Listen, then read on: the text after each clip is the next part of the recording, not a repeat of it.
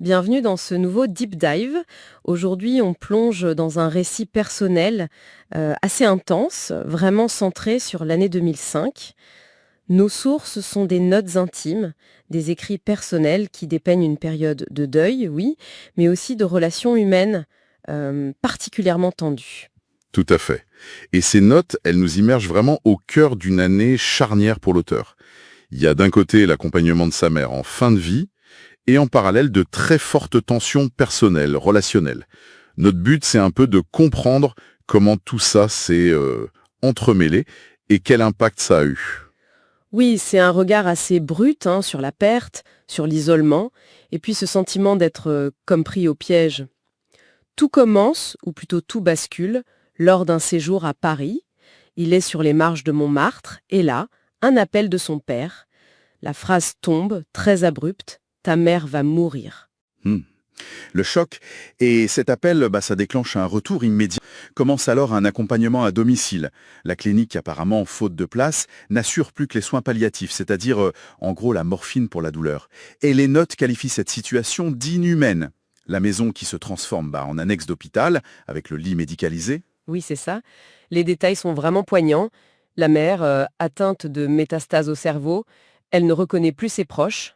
Les nuits sont apparemment terribles, avec des hurlements. La toilette est décrite comme un moment très pénible.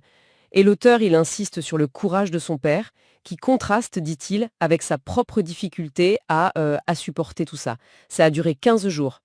15 jours d'isolement presque total. Ouais, c'est long et court à la fois dans ces moments-là. Et puis vient le moment de la mort elle-même, le 17 mai 2005. Il y a cette dernière image à l'hôpital. Sa mère sous oxygène et lui incapable de s'approcher. Et juste après, l'appel de l'hôpital qui annonce le décès. Et sa réponse, euh, presque mécanique, très bien, merci. Ça montre bien l'état de choc, sans doute. Ah oui, c'est glaçant. La perte est immense. Il décrit sa mère comme une confidente, une femme qui rêvait d'être grand-mère. Mais ce drame personnel, il arrive dans un contexte qui était déjà très lourd pour lui.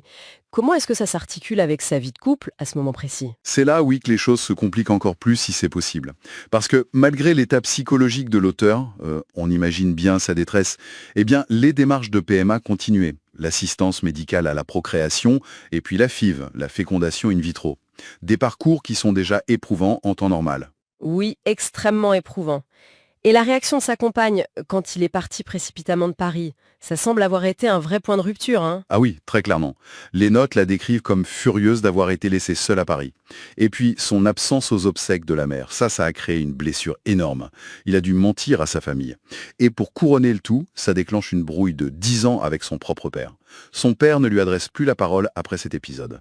L'isolement devient multiple. C'est terrible. Et après l'enterrement, Mais ce retour n'est pas un retour au foyer, c'est décrit comme un enfermement. Les mots sont forts. Il se dit seul, bloqué, il n'a pas de cercle social propre là-bas. Il vit dans la crainte constante d'être mis à la porte. Il dit que toute sa vie tient dans une petite armoire. C'est... C'est très fort, ouais. Il utilise même les termes de prison, d'esclave. Il parle d'un sentiment d'humiliation constant, notamment lié à sa stérilité, un sujet qui apparemment ressortira même des années plus tard lors d'une audience judiciaire. Ce qui se dessine vraiment, c'est le sentiment d'une emprise. C'est le terme qu'il utilise.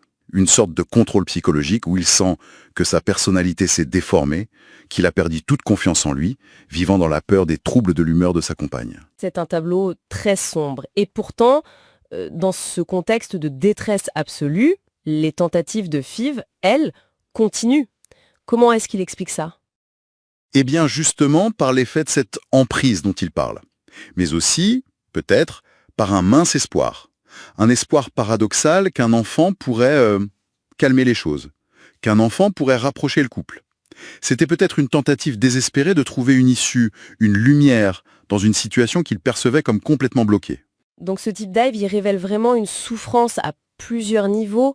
Le traumatisme du deuil, bien sûr, l'isolement familial avec cette rupture terrible avec le père, et puis cette détresse profonde au cœur d'une relation qu'il décrit, lui, comme toxique, comme une emprise. Exactement. Et l'impact à long terme est palpable. Il y a cette image finale qu'il utilise, celle d'une sangsue impossible à retirer. C'est une exploration assez saisissante de la manière dont un traumatisme intime, comme le deuil, peut être amplifié, exacerbé, voire déformé par une dynamique de contrôle dans une relation. Ça laisse des cicatrices profondes, c'est évident. C'est une illustration puissante, oui, de cet entremêlement des douleurs et de leurs conséquences sur la durée, sur la perception soi-même. Et ça nous laisse peut-être avec une interrogation qui dépasse ce témoignage particulier.